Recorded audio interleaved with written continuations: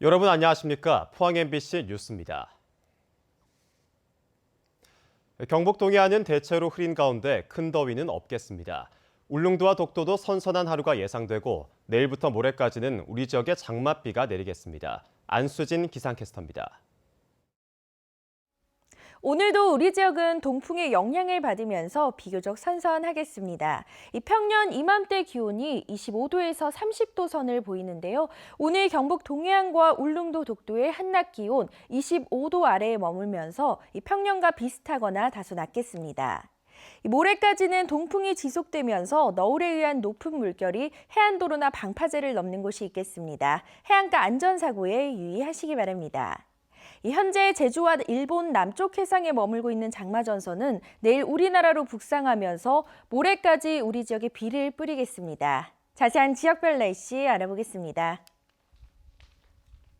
오늘 온종일 흐리겠습니다. 낮 기온 울진과 포항이 23도, 영덕 24도, 경주가 25도입니다. 울릉도와 독도의 하늘 표정도 흐리겠습니다. 낮 기온 울릉도와 독도 22도입니다. 동해상으로도 대체로 흐리겠고요. 바다의 물결은 동해 전해상에서 최고 2.5m까지 일겠습니다. 내일과 모레에는 장맛비가 땅을 적시겠고요. 주 후반으로 가면서 기온은 평년 수준을 회복하겠습니다. 날씨였습니다. 포스코의 제철소 굴뚝에서 시커먼 대기오염 물질이 대량으로 뿜어져 나오는 환경사고가 잇따라 터지고 있습니다. 이달 초 광양제철소에 이어 이번엔 포항제철소, 그것도 친환경 첨단 제철 설비라는 파이넥스 공장에서 불과 일주일 만에 유사한 사고가 반복됐습니다. 장성훈 기자입니다.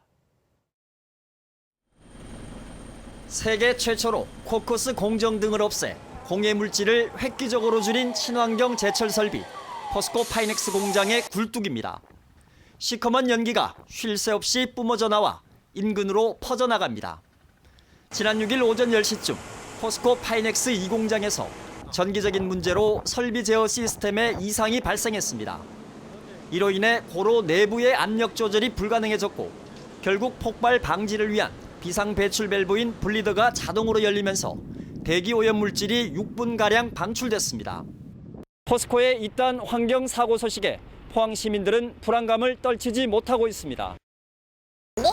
냄새가 나대요. 항상 여기 창에 보면 시커먼 게 먼지가 창틀에 저건 아우야 이래고 이상하노 싶은 생각이 탁 나더라고요. 이달 초 광양 제철소에서 발생한 블리더 자동 개방에 따른 대기 환경 사고와 유사한 사례입니다. 불과 일주일 만에 포스코의 두 제철소에서 유사한 사고가 되풀이된 겁니다. 어떤 물질이 유해한지, 얼마나 배출되는지에 대해서 제대로 알아야 대비를 제대로 할 수 있는 문제이기 때문에 포스코는 지금까지 자가 측정했던 자료부터 내놓고 공개를 해야 될 때라고 봅니다. 포항시도 이 문제에 대해서 관찰하는 수준이 아니라 적극적으로 이 문제를 조사하는 자세로 임해야 합니다. 포스코 측은 전기적인 문제로 고로 내부 압력 제어에 이상이 생겨 블리더가 일시적으로 자동 개방됐다며 시스템 전체가 셧다운된 건 아니라고 해명했습니다. MBC 뉴스 장성훈입니다. 포항환경운동연합은 지난 6일 오전 포항제철소 파이넥스 2공장에서 다량의 대기오염 물질이 무단 배출되는 등 최근 포항제철소에서 오염물질 배출 사고가 잇따르고 있다며 경북도와 포스코 등이 함께 참여하는 민관협의체 구성을 요구했습니다. 또 포스코는 갑자기 하늘을 뒤덮은 검은 연기들에 대해 조업 중에 일시적인 문제라고만 언론에 알렸을 뿐 설비에 어떤 문제가 있는지 구체적으로 밝히지 않고 있다며 납득할 만한 해명과 사과를 촉구했습니다. 환경운동연합은 또 포항제철소 내 4,698개의 배출시설 가운데 16%인 760곳에만 방지시설이 설치되어 있고 그중 오염물질 자동 측정 장치가 설치된 곳은 28곳에 불과하다고 밝혔습니다. 해마다 줄어들던 울릉도 오징어떼가 이례적으로 예년보다 빨리 찾아왔습니다. 본격 관광철을 맞아 관광객들도 싱싱한 오징어 맛을 볼 수 있게 돼 섬이 활기를 되찾고 있습니다. 한기민 기자입니다. 울릉도 어업 전진기지인 저동항에 갈매기들이 떼를 지어 몰려듭니다. 위판장에는 갓 잡아온 싱싱한 오징어들이 쌓여 있고 한쪽에서는 경매가 한창입니다. 즉석에서 능숙한 솜씨로 내장을 제거하는 손놀림도 분주합니다. 예년 같으면 9월이 넘어서야 잡히기 시작했던 오징어가 올해는 지난달부터 떼를 지어 몰려와 거의 매일 위판이 이루어지고 있습니다.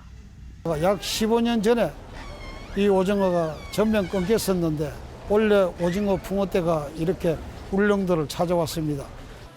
올해 초 풍어에다 때이른 어장 형성으로 올 들어 울릉도 오징어 어획량은 414톤으로 지난해 같은 기간보다 5배 이상 늘었습니다.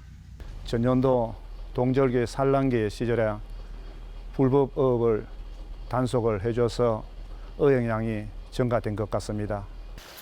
속이 다 비칠 정도로 투명한 오징어회는 관광객들에게도 인기를 얻으면서 섬 경제에 적지 않은 보탬이 되고 있습니다. 관광철 관광객에게 신선한 먹거리 제공과 함께 어민들의 소득 증대에 큰 보탬이 될 것으로 예상하고 있습니다.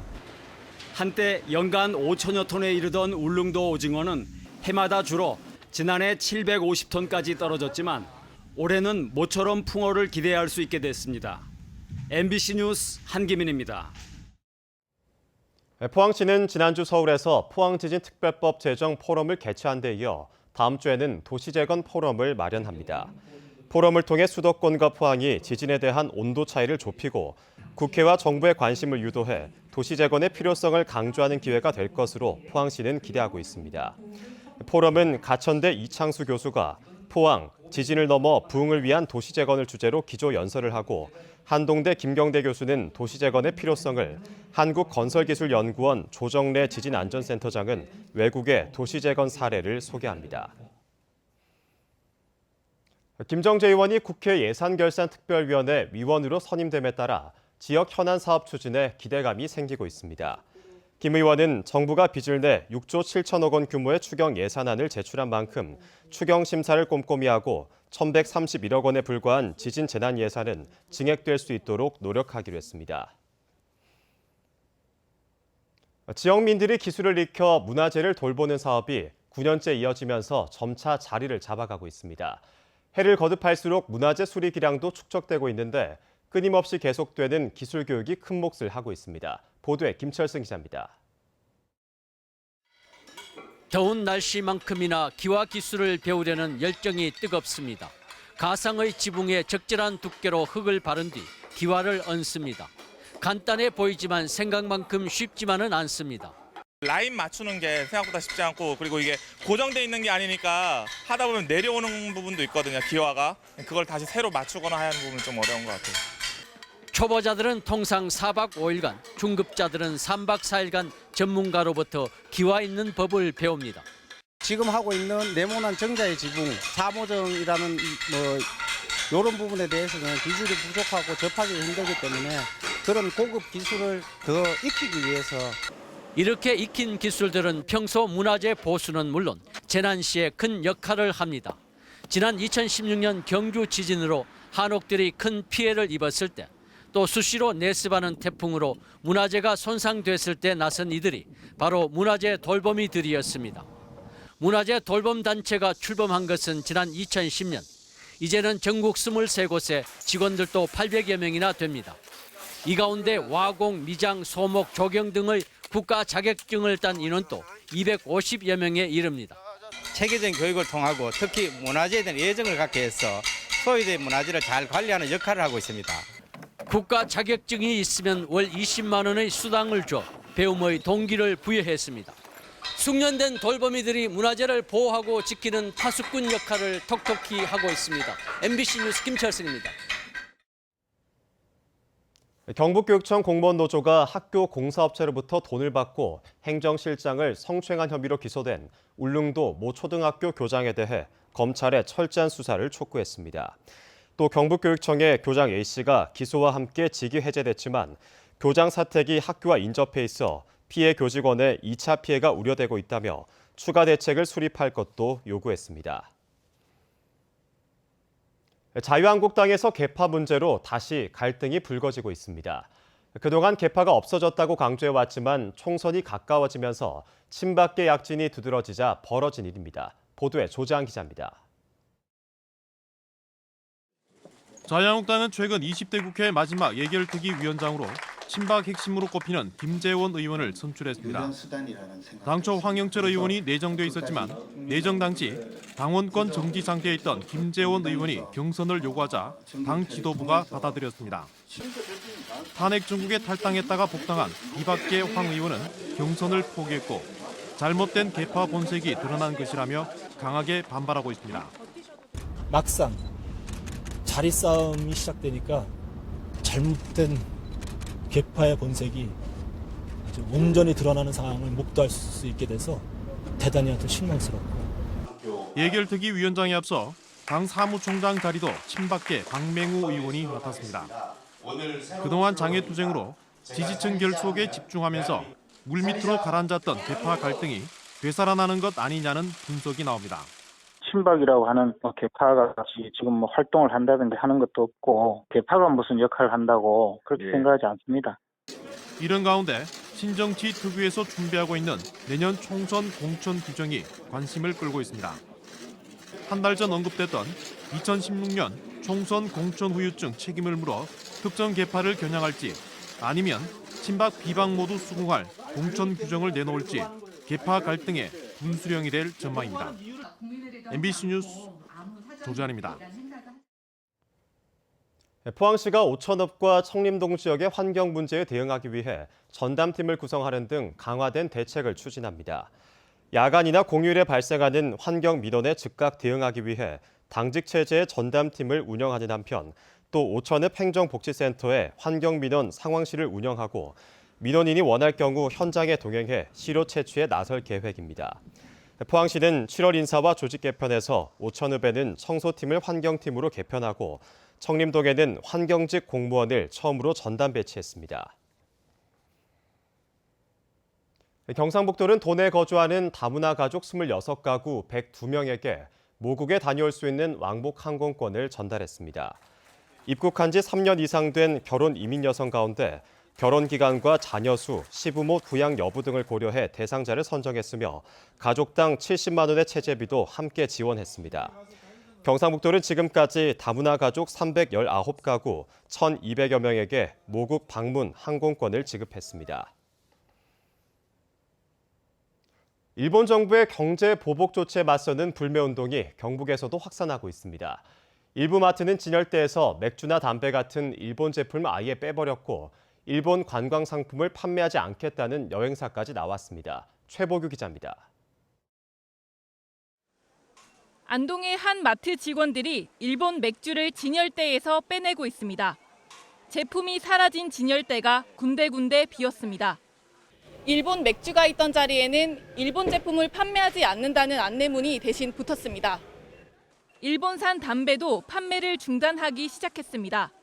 직원들은 교대 근무자가 헷갈리지 않도록 일본 담배를 놓는 곳에 판매 중지라는 메모를 붙였습니다. 최근 일본 정부가 강제징용 배상 판결에 대한 보복으로 수출 제한 조치를 발표한 것에 반발해 일본 제품을 사지도 팔지도 않겠다고 선언한 겁니다. 굳이 매출 감소에 영향은 있지만 일본 제품은 당분간 안 파는 걸로 결정하게 됐습니다. 저희도 상황을 지켜보고 더 철수할 만한 제품이 있으면 더 철수할 생각입니다. 영주의 한 여행사는 기존에 팔던 일본 관광 상품을 판매 목록에서 아예 빼기로 했습니다. 이를 알리는 현수막도 내걸었습니다. 이 일들에 대해서 온전히 이게 순리대로 해결되기 전까지는 저는 일본 상품 판매 안 하려고요. 굳이 우리가 일본 아니어도 여행 갈 곳이 많고 충분히 일본이 가지고 있는 관광 자원들은 다른 나라들에 대체가 가능하더라고요. 그래서 경북도의회 기획경제위원회는 자비를 들여 오는 24일부터 3박 4일간 일본으로 의원 친목 연수를 떠날 예정이었지만 예약을 취소하고 연수지를 국내로 변경했습니다. 지역 온라인 커뮤니티에서도 일본 제품을 사지 않겠다는 자발적 불매 운동이 갈수록 커지고 있습니다. MBC 뉴스 최복입니다. 경상북도는 도내 유망 중소기업 16곳을 2019년 경북 스타 기업으로 지정했습니다. 선정된 기업 가운데는 스톨베르그앤 3일과 범비ST, 리테크 등 포항 지역 중소기업 3곳이 포함됐습니다. 이들 기업에게는 올해 마케팅 전략 수립 비용 등 최대 4천만 원을 지원하고 내년에는 10개 기업을 선별해 R&D 자금 3억 원을 지원할 계획입니다. 경주시는 오는 12일 5개 해수욕장을 개장해 다음 달 18일까지 38일 동안 운영합니다. 해수욕장 개장 기간 동안 안전사고 예방을 위해 주간은 물론 야간 시간대 안전요원을 추가로 배치하고 인명구조 장비와 수상 안전 장비, 편의시설 등을 확충하기로 했습니다. 또 관성 솔밭 해변에선 전통 후리꿈을 고기잡이 체험 행사와 다음 달 3일에는 해변가요제를 개최하는 등 다양한 행사를 마련했습니다. 경북에서는 처음으로 의성군이 이웃사촌 청년 시범마을 사업이 진행 중인 안개면에 면장주기를 민간에 개방하고 주민이 직접 면장을 뽑도록 했습니다. 마지막 절차로 최종 후보자 2명을 상대로 한 주민심사가 진행됐습니다. 성나규 기자가 현장을 다녀왔습니다. 길게는 5년 동안 안개면 발전을 위해 일할 면장을 뽑기 위해 주민 대표들이 모였습니다. 면장 후보자 발표 시간. 각 마을에서 선발된 주민대표단 10명이 모인 자리에서 면장 후보자 2명이 지원 동기와 지역 발전 계획을 발표합니다.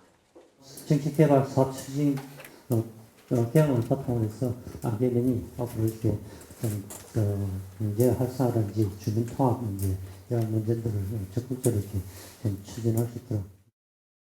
지방소멸의 대명사에서 이제는 지방성장의 대명사 지역으로 탈바꿈시키는데 어떻게 보면 완전한 변천이죠. 변천시키는데 조금 일조를 해야 되겠다라는 그런 도전의식이 같이. 지방자치시대 면장의 역할, 안개시장 활성화 방안 등 주민 대표들의 질의도 이어졌습니다. 주민들은 직접 뽑는 면장이 기존 공무원과는 다른 행정을 할 거라며 기대감을 나타냈습니다. 낯선 곳에서 오시니까 더 이제 안개에 대해서 관심과 또 더 안개에 대해서 이제 연구를 할 것이라는 그런 기대감도 들고. 후보자의 정책과 의지를 들은 주민 대표들은 각자 적임자를 골라 투표했습니다. 의성군은 미리 실시한 면접 점수와 이번 주민 심사 점수를 더해 오는 11일 최종 합격자를 발표합니다.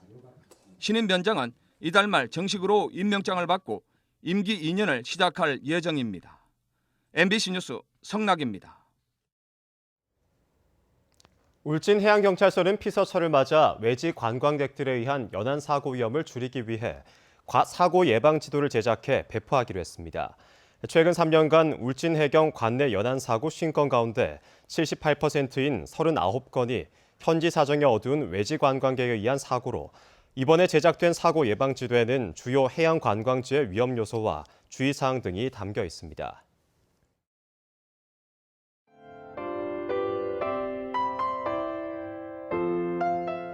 오늘도 우리 지역은 동풍의 영향을 받으면서 비교적 선선하겠습니다.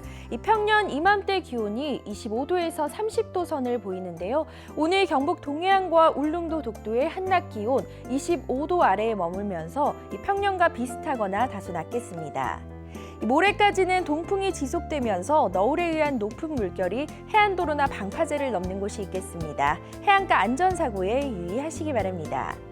현재 제주와 일본 남쪽 해상에 머물고 있는 장마전선은 내일 우리나라로 북상하면서 모레까지 우리 지역에 비를 뿌리겠습니다. 자세한 지역별 날씨 알아보겠습니다. 오늘 온종일 흐리겠습니다. 낮 기온 울진과 포항이 23도, 영덕 24도, 경주가 25도입니다. 울릉도와 독도의 하늘 표정도 흐리겠습니다. 낮 기온 울릉도와 독도 22도입니다. 동해상으로도 대체로 흐리겠고요. 바다의 물결은 동해 전해상에서 최고 2.5m까지 일겠습니다. 내일과 모레에는 장맛비가 땅을 적시겠고요. 주 후반으로 가면서 기온은 평년 수준을 회복하겠습니다. 날씨였습니다. 이상으로 포항 MBC 뉴스를 마칩니다. 여러분 고맙습니다.